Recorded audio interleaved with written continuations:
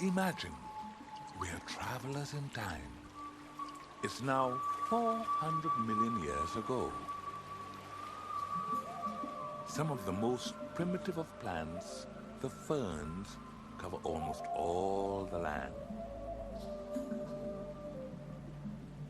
And now, 100 million years have passed. The dominance of ferns is ending, and the trees with different leaves, with trunks and spreading branches are beginning to appear. We've burst upon a new, fantastic era. Tropical rainforests have begun.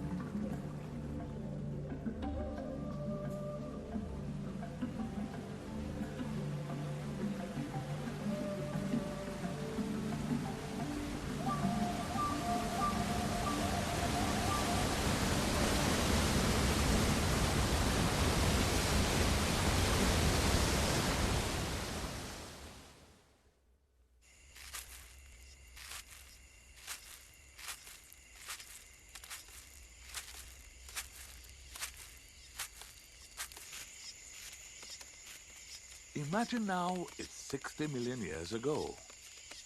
The dinosaurs have come and gone. The insects who were here before still thrive. The forest is a tangled weave of plants competing for the nutrients and light.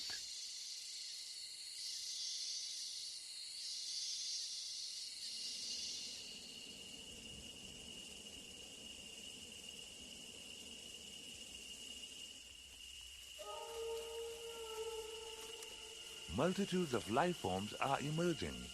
Static life, the fungi, plants, and trees support a mobile world, the insects and the rest who move about in search of food.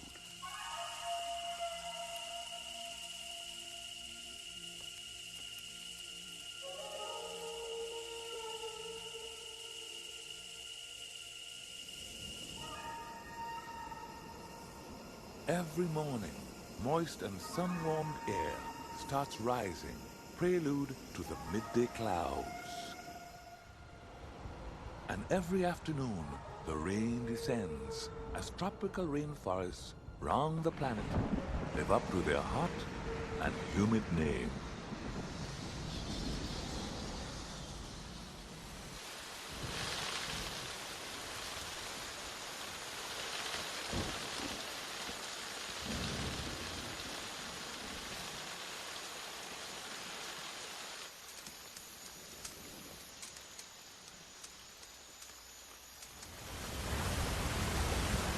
Every day since time on Earth began, the sun has traced a beam of energy and heat, a band around the Earth's equator.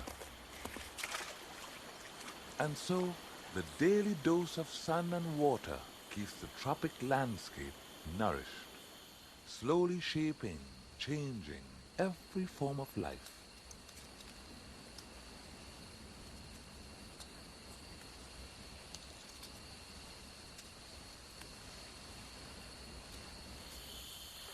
And still there's 50 million years or more to go before the early humans come.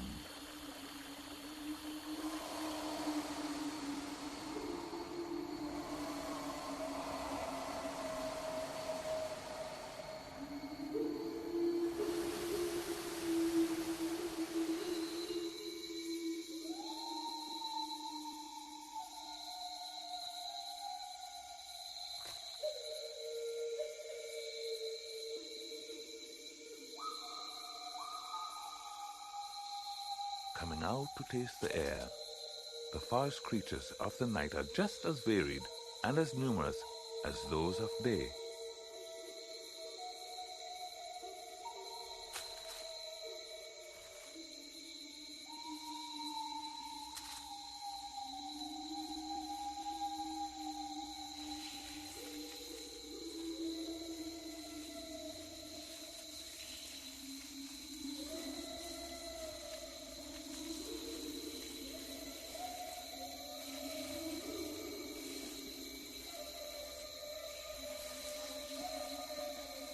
At dawn, the 12 hours night becomes another 12 of day. There are no seasons, only light and darkness, rain and sunshine, week by week and month on month, from year to 100 millionth year.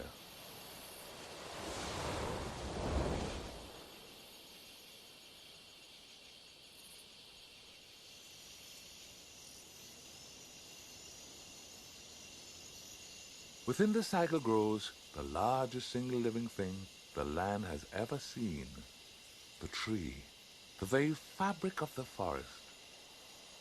Many times the size of dinosaurs that trampled around their roots so long ago.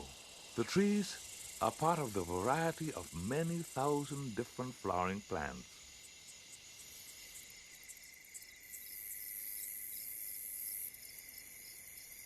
But why so many shapes and colors? How did they arrive at such complexity?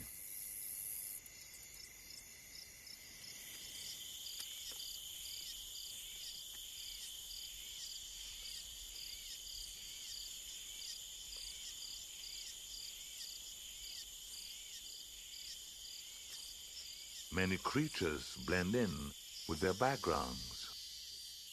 How did they acquire this camouflage?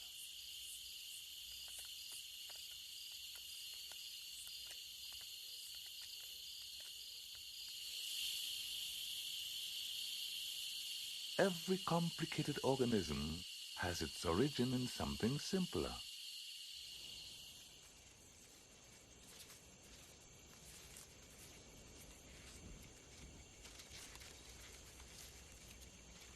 Every form of life has ancestors that were among the earliest on Earth.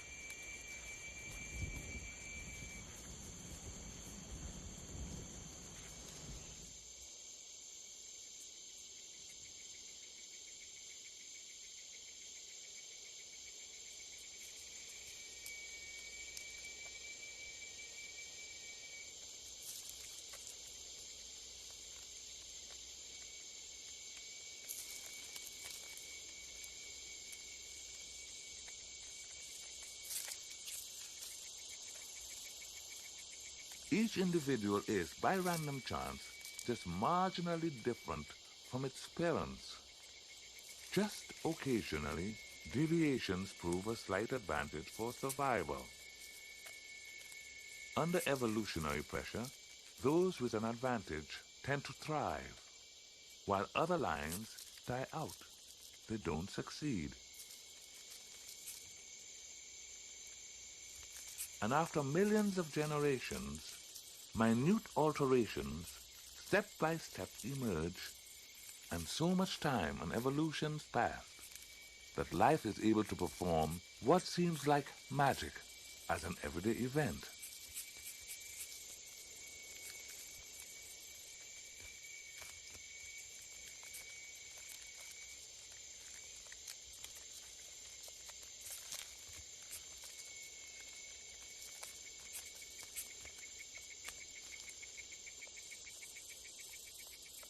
All of evolution works this way.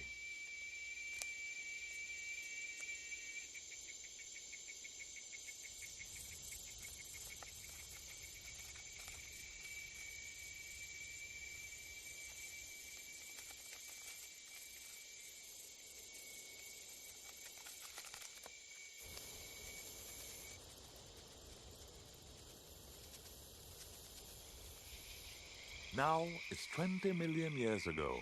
The number and variety of species is increasing rapidly and filling every nook and cranny in the forest.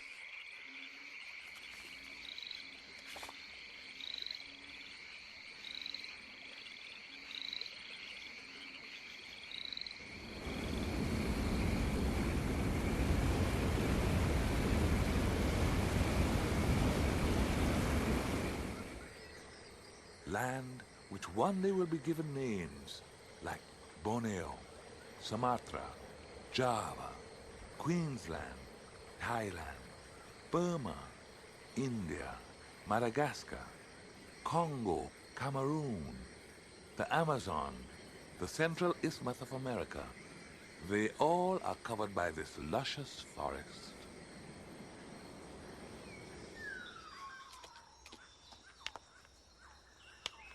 Diversity, if undisturbed by major changes, leads to more diversity.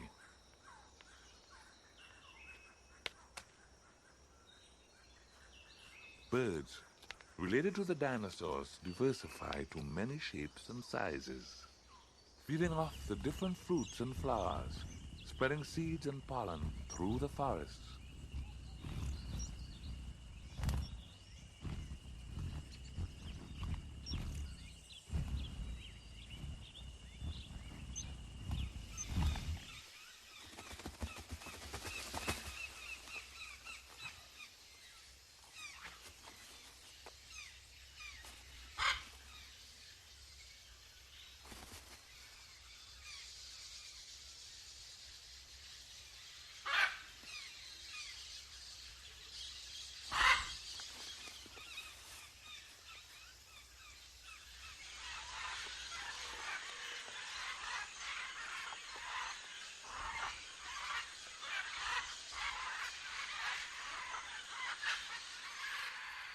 The age of mammals has arrived.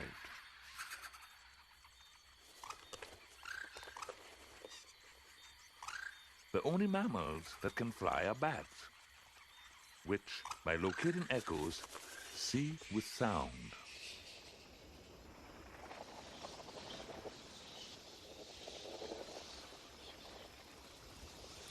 The lemurs, relatives of early primates, look around with large and ghostly eyes.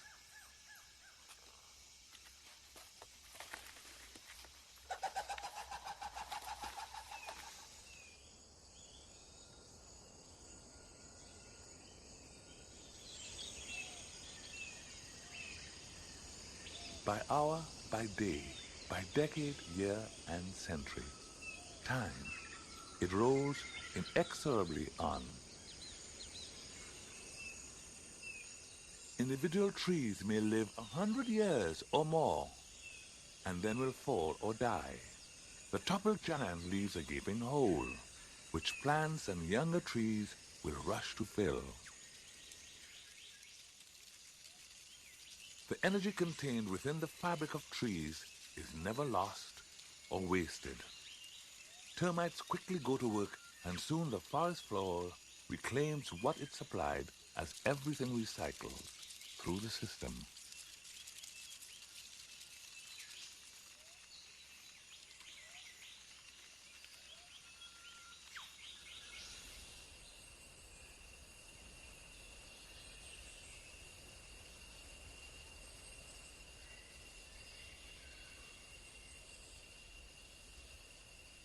The new trees race to fill the gap.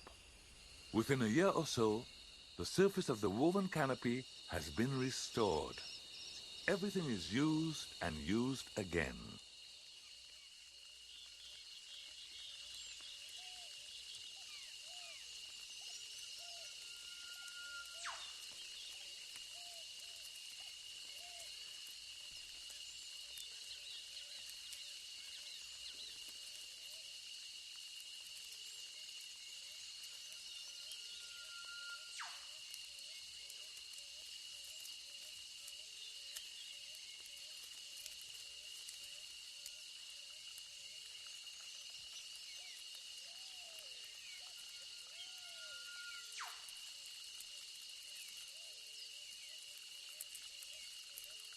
The need for food and space for living leads to complicated patterns of behavior.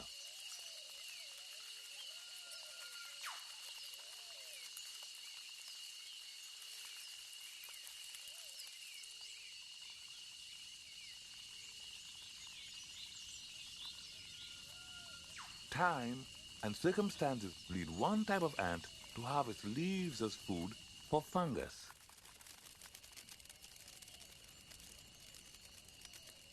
As it grows, the fungus breaks the chewed leaves down, converting it to food for ants.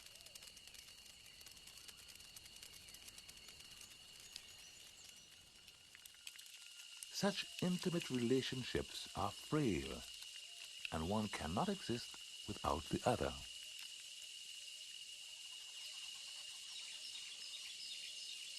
Symbiotic harmony like this is found across the forest. While one species may rely on others for survival, all of them rely upon the trees.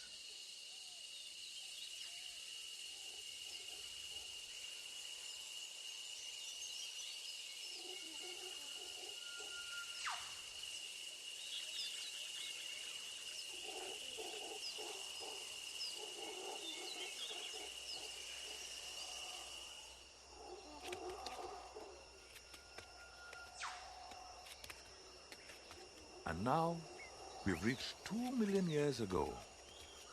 The monkeys, apes, and other agile primates have evolved, diversified, adapted.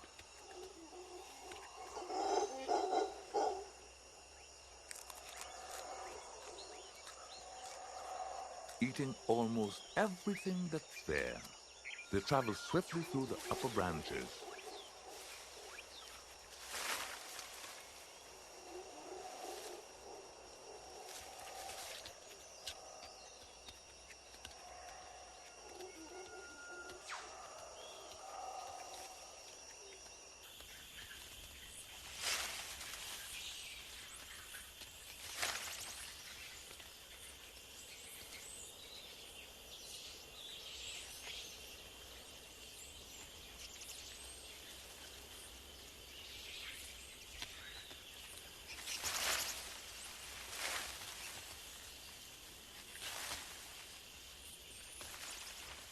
Time travelers, we have nearly reached the present day. It's just 10,000 years ago.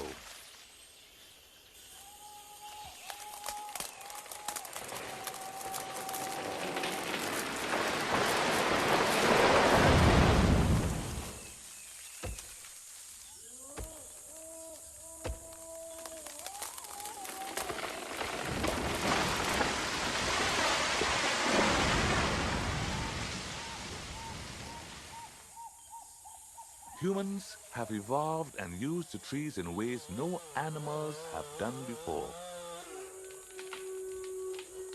Within the last 200 years, our tools have changed. Our use of trees has much increased.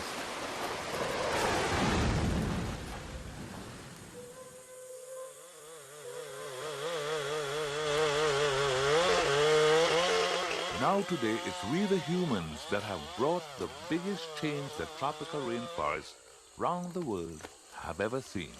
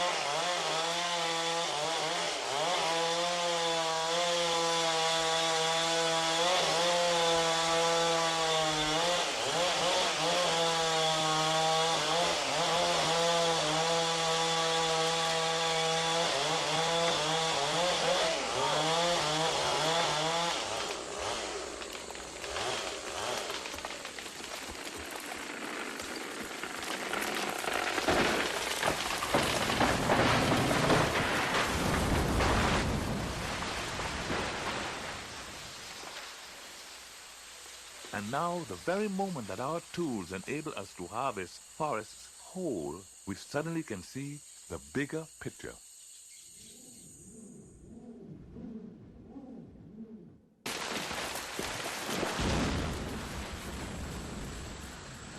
"400 million years of evolution. 4 minutes and a chainsaw brings it down."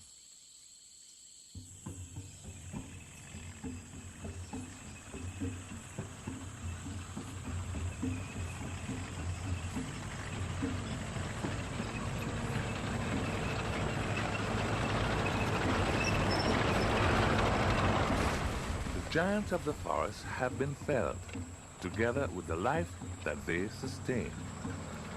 Species which no humans ever seen are driven to extinction every day.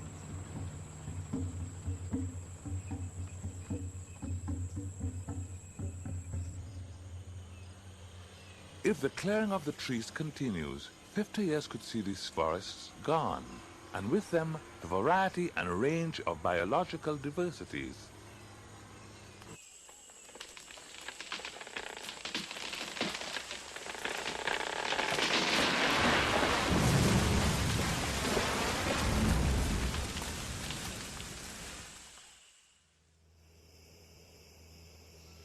The challenge is to understand the rapid changes we have wrought upon our planet.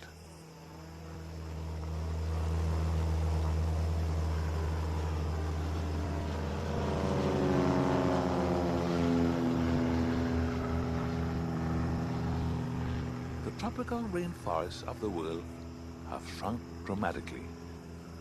Few of them remain untouched, available for study.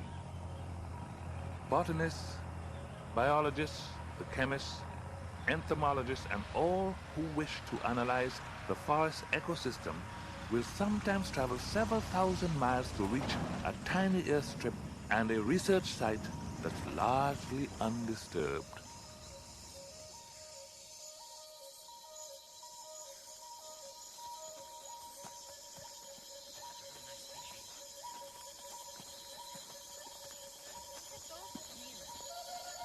I'm always staggered by how much there is to see and hear inside the forest.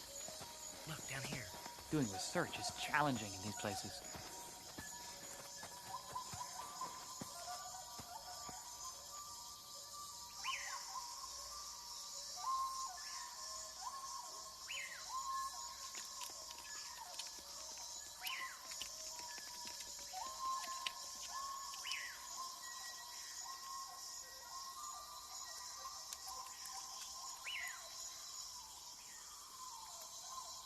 The tropical forests all around the Earth cover less than 7% of the land surface.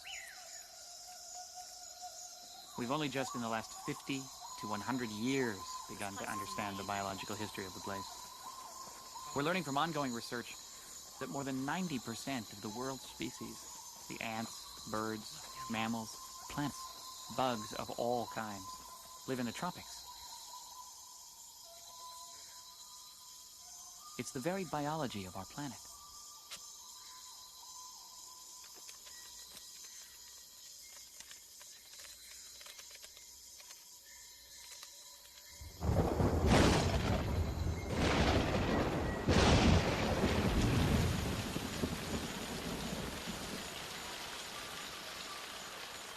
Everything we look at has some aspect here that is quite unknown. The more time I spend in the rainforest, the more carefully I look, the more I see.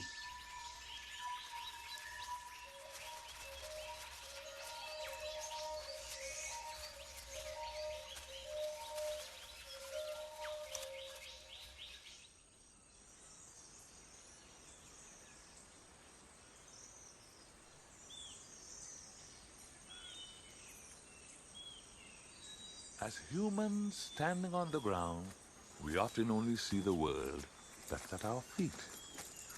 We need to look around, above our heads.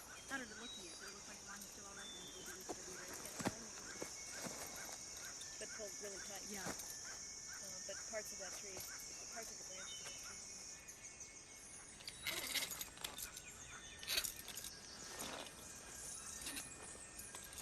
I've been studying this small group of trees for more than 10 years. Yet each time I come up, I'm just amazed to find species of plants that I've never seen before.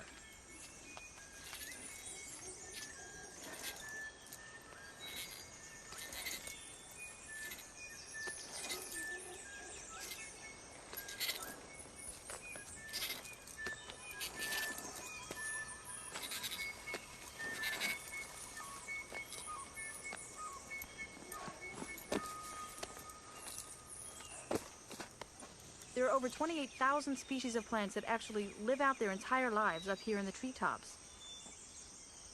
I want to know what this incredibly abundant group of plants is doing in the forest.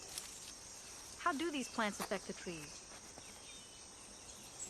How do they affect the birds? How do the birds affect them? What would the forest be like if these plants, these epiphytes, weren't here?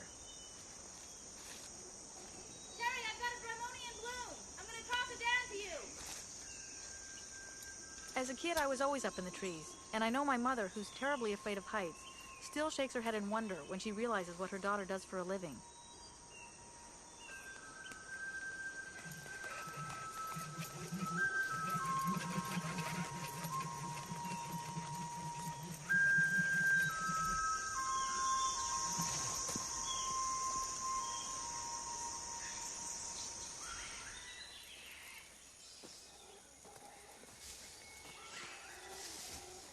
The results of my own research have surprised me.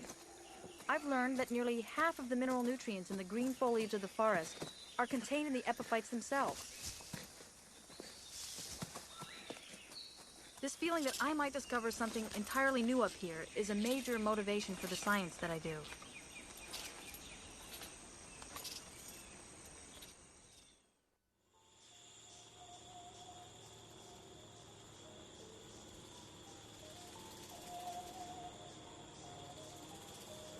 Ground-based scientists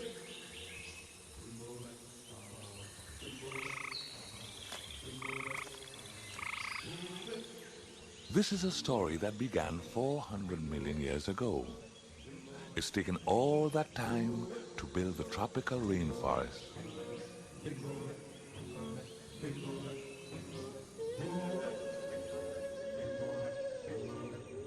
Let's imagine that it's 50 years from now.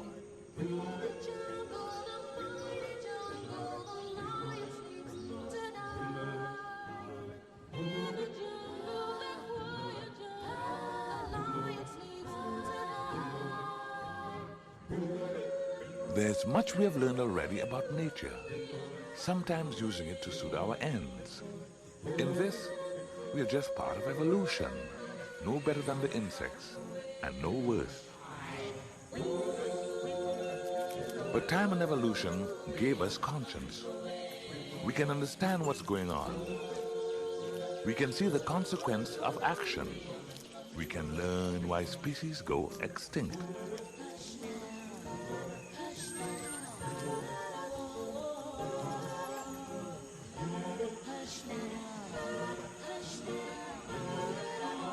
We have the tools, and better, we have foresight. Future is a time that we can change.